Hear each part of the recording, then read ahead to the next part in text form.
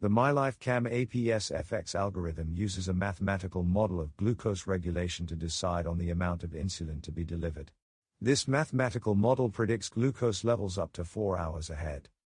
The prediction is influenced by what happened in the past, including past glucose levels, as well as recent insulin delivery and meals or snacks that have been eaten.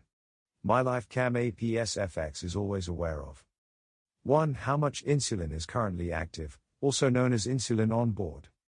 2. What the glucose levels have been. And 3. When last someone consumed carbohydrates, also known as carbohydrate on board.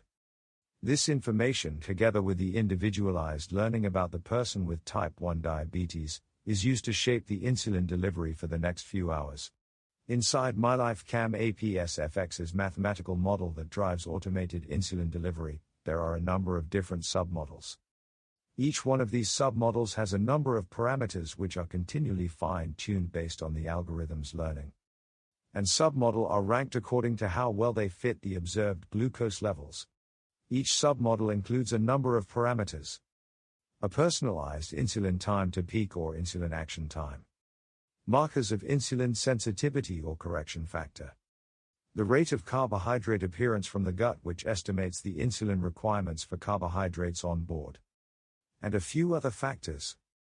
Each submodel's parameters differ slightly from one another. In order to calculate the amount of insulin to be delivered, MyLife CamAPS FX combines the past information, what has already happened, with a future prediction, what is expected to happen, to come up with the best calculation possible. The algorithm will test different insulin delivery scenarios by combining predictions of submodels according to their ranking, and will select the calculation which is most likely to achieve the desired personal glucose target in the next few hours. This whole process is repeated every 8 to 12 minutes while in auto mode. Each time, a different calculation might be used depending on the previous prediction, the glucose trends, and the algorithm's learning. And finally, there is one more important component, which has a final say on the MyLife CamAPS FX's insulin delivery, a safety layer. The safety layer uses a number of rules to reduce the risk of very high or very low glucose levels. These rules govern the maximum amount of insulin that can be delivered.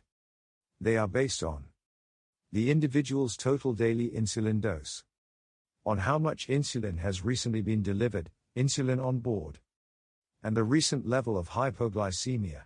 In order to reduce the risk of infusion set occlusion, insulin deficiency and ketosis, the MyLife CamAPS FX is also designed for safety reasons to deliver a minimum insulin amount over a certain period of time. So, in summary, the MyLife CamAPS FX algorithm involves a complex number of calculations that make up its mathematical model. The model makes a prediction and, following the delivery of that insulin, reviews the accuracy of that prediction. This adaptation is repeated every 8 to 12 minutes. The algorithm also has an inbuilt safety layer to reduce the risk of insulin over or under delivery.